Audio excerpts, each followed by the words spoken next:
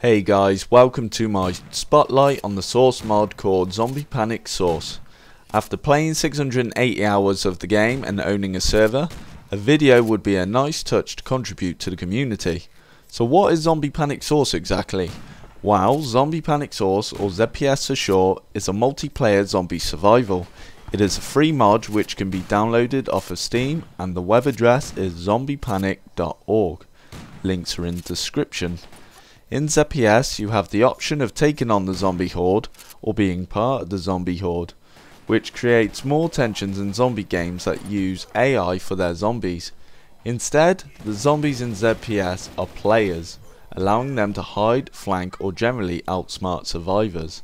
As a survivor, you must do your best to ensure you survive, which can be achieved by a number of factors. The most life-saving of tips would be to aim for the head, even with a melee weapon which can do devastating amounts of damage. Working as a team and barricading doorways with either props or barricade hammers will be the most simple route towards victory. Remember that you have one life and you need to do your best to ensure you stay alive. To push a prop such as chairs and tables, press H to holster your weapon, then right click the object you want to push. In ZPS there is a stamina bar which goes down as you move or jump. Staying still or walking by holding shift will gradually replenish the stamina bar. Avoid carrying too many weapons or ammo as there is a weight system.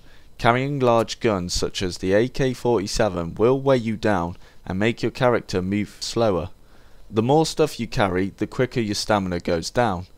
You can drop a weapon that isn't needed by pressing G, and to drop ammo, press V to select the ammo type and press T to drop it.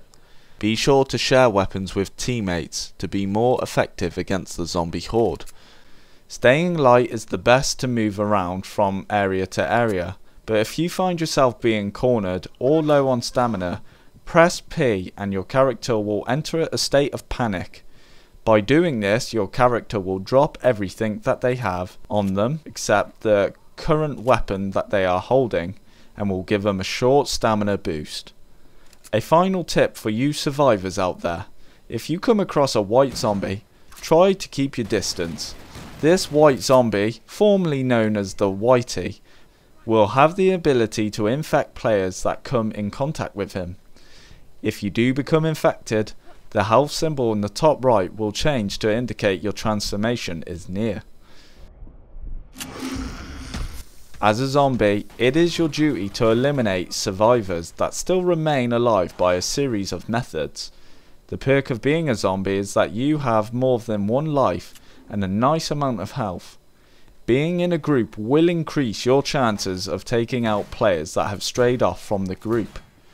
Using the element of surprise by hiding around corners will catch your victims off guard. Attacking and jumping creates noise.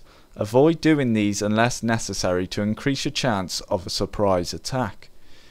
If objects are blocking your passage, you can right click to push objects out of the way.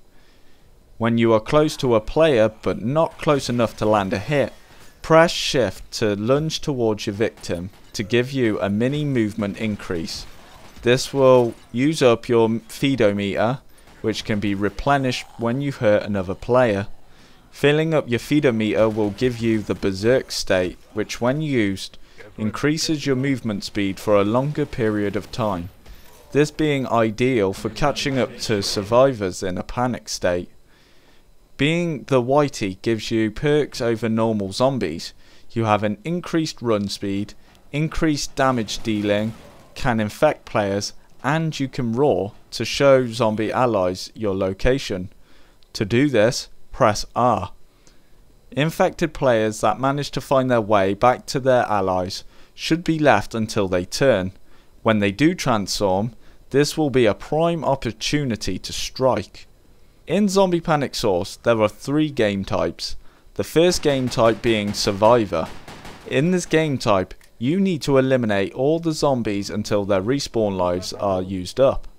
The second game type is Objective. With this game type, killing zombies will ensure yours and others' safety, but you will need to do the objectives to win the round. And the last game type we have Territory. To win this game type, you will need to defend a main location from the zombies, whilst bonus points will spawn every now and then, which if captured by survivors will be granted with bonus weapons and ammo. If defended by zombies, they will be granted with an extra white zombie. You cannot get infected in this game type, but you will get a damage over time on you instead. When the round is complete, the teams will switch around. And that is it for today's episode, ladies and gentlemen. I hope I covered everything that needs to be said. If you are new to Zombie Panic Source, I wish you all the best. If you are new to my channel, then please show your support by rating and subscribing. Until next time.